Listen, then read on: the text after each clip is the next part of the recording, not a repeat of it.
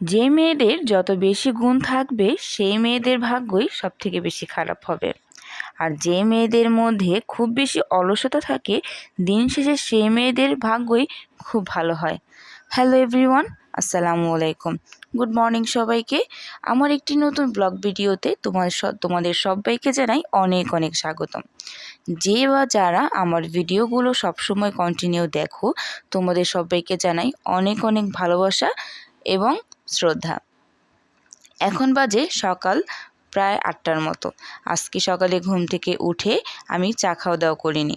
সকালে বাবু ঘুমাচ্ছিল, তাই ভাবলাম যে আগে আমার হাতের কাজটা সেরে নেই, মানে আগে রুটি বানানোটা শেষ কমপ্লিট করে ফেলে, যেহেতু আজকে সকালে নাস্তা হিসেবে রুটি খাইতে হবে।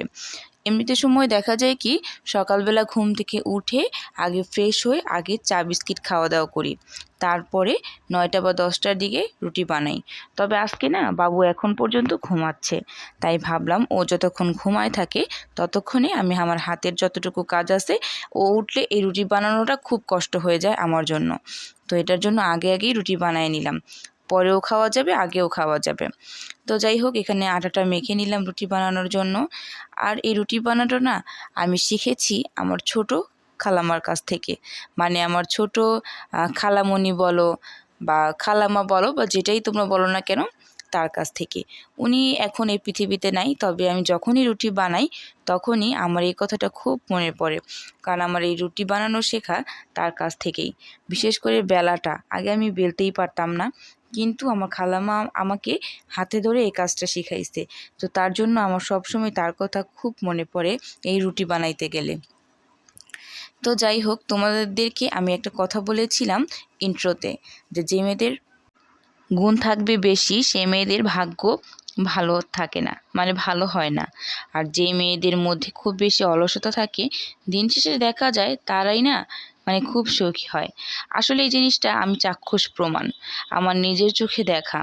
এরকম বিষয়টা না অনেক হয়েছে, যে মেয়েরা অনেক কাজের হয়, অনেক ঘরোয়া কাজ করে বা তোমার অন্যান্য কাজেও অনেক পারদর্শী, তাদের ভাগ্যটাই না কেন যেন খুব খারাপ হয়।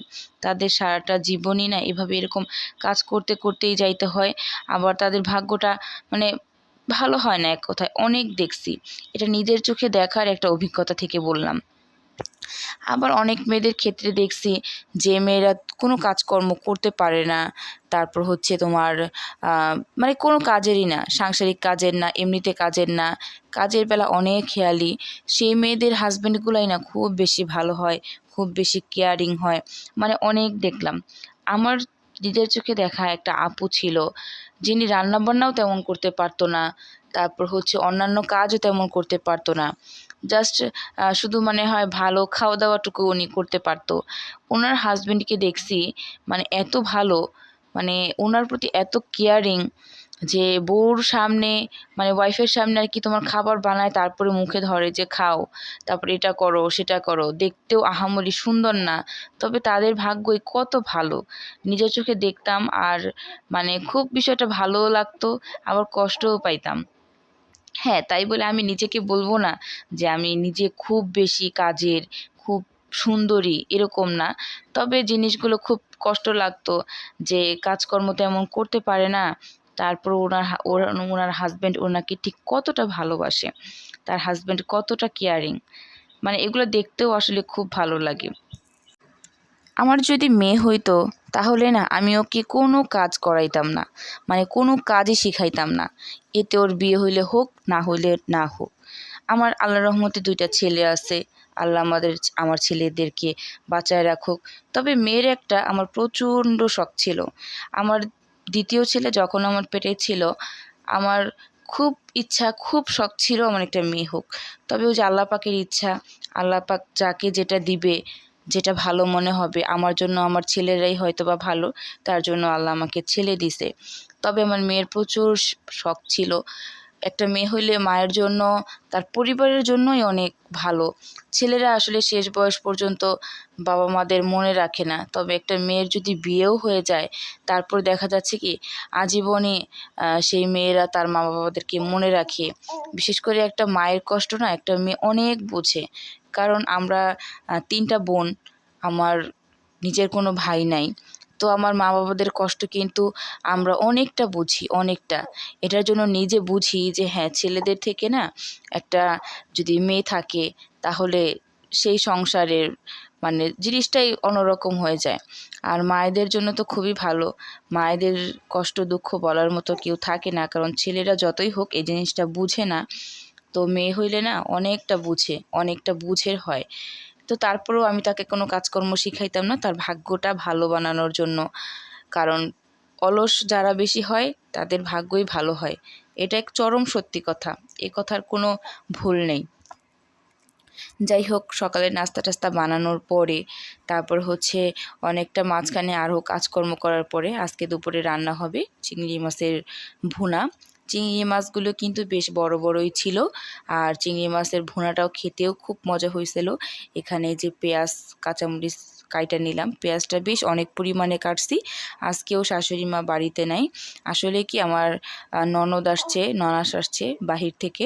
তো এটার জন্য আমার শাশুড়ি মা ওনার সাথেই প্রায় থাকে। তো এটার জন্য শ্বশুরকে আমি খেয়াল রাখি বেশিরভাগ। আমার রুমের সাথে রুম তো মানে একই রুম, তো এটার জন্য। আর এই রুমে এসে রান্নাবান্না করি, এই ঘরেই চুলা আছে, এই ঘরে এসে রান্নাবান্না করি। এখানে হচ্ছে চিংড়ি মাছগুলোকে কেটে নিচ্ছিলাম, আর পুচকুকে ওর দাদার কাছে একটু শোয়াই দিছিলাম। মানে ওর দাদার কাছে শোয়াই দিলে তো থাকে, তোমরা সবাই জানো। তো এটার জন্য ওনার সামনে শোয়াই দিয়াই আমি বাকি কাজগুলো করে নেই। এমনিতে আমার শাশুড়ি মা থাকলে না উনি প্রায় ওকে কোলে নেয়, তো আমি কাজটা করতে পারি। তবে এখন তো নাই, তো এখন একটু সমস্যা হয়ে যায়। তো যাই হোক, চিংড়ি মাছগুলোকে কাটা বাছা করে তারপরে যে রান্নাটা বসাই দিছি। তারপরে হচ্ছে আরেকটা ডাল রান্না করছিলাম, মানে ডাল চচ্চড়ি করছিলাম যেটাকে বলে। এই ডাল চচ্চড়িটা তোমাদের ভাইয়ার খুব পছন্দ, তাই এই ডাল চচ্চড়িটাই করি বেশিরভাগ। তো এখানে যে ঝুড়িটা না বেশ অনেক দিন যাবৎ একটু ময়লা হয়েছিল, এটা আমার ইদানিং লাগবে, তো এটার জন্য একটু ধুয়ে দিলাম। আর এই যে দেখো আজকে রান্না বান্না, এই যে চিংড়ি মাছ ভুনা, তারপর হচ্ছে গরম ভাত, আর হচ্ছে এই যে ডাল চচ্চড়ি, যেটা আমাদের দুপুরে সবার খুব ভালো লাগছে। মানে খুব খুব খুব খুব ভালো লাগছে, সবাই এটা খুব পছন্দ করে খাইছি আর কি। তো এই যে পুচকুসোনা এখন তো একটু ঘুম দিছে। রান্না বান্না সব কাজকর্ম করে গোসল করে মাত্র যে ছাদে আসলাম কাপড়গুলো মেলে দেওয়ার জন্য। এত পরিমাণ রোদ, পুচকুকে তো কোনোভাবেই রাখা যায় না, একটু শোয়াই একটু উঠা যায়, কি করবো। গোসল করতে গেছি, তাও একজনকে বসায় থয়ে গেছি, মানে ঘুম পাড়ায় মাত্রই রাখছি, কিন্তু গোসল করতে করতে উনি উঠে গেছে। ওই যে ওনাকে কোলে নিয়ে বসে আছে, কি যে একটা যন্ত্রণা। তারপর জামা কাপড়গুলোকে মেলে দিলাম, জামা কাপড়গুলো মেলে দিয়ে ছাদের একটা সাইডে একটু দাঁড়াইলাম কিছুক্ষণ, যেন শরীরের পানিটা শুকায় যায়। কারণ গোসল করতে আমার প্রায় 2:30টার মতো বেজে গেছে। আমি সাধারণত এখন এত লেট করে গোসল করি না, কিন্তু গরমের দিন না করেও পারি না, কাজ করতে করতেও লেট হয়ে যায়। তো তার জন্য আজকে গোসল করে নিলাম। এমনিতে সবসময় গোসল করি, তবে একটু আগে, কিন্তু আজকে একটু পরে করা হয়েছে কারণ কাজের চাপ ছিল বেশি। তো আর আজকে না চুলগুলোকে শ্যাম্পু করছি, তো এটার জন্য ভাবলাম যে কিছুক্ষণ একটু গরম লাগলেও ছাদে দাঁড়াই, কারণ ছাদে তো প্রচুর রোদ। তো শরীরের পানিও শুকা যাবে আর চুলগুলোও শুকায় যাবে। কারণ আমার মা না চুল যে পর্যন্ত ভেজা থাকে উনি বলে যে মানে চুলটা ভেজা থাকলে নাকি বাচ্চাদের ঠান্ডাটা বেশি লাগে। তো এটার জন্য আমি মানে চুলগুলোকে একটু বেশি শুকায় নিয়ে তারপরে নিচে যাব। তো আজকের ব্লগটা এই পর্যন্তই ছিল। সবাই ভালো থাকো, সুস্থ থাকো, আমার জন্য দোয়া করো। আল্লাহ হাফেজ।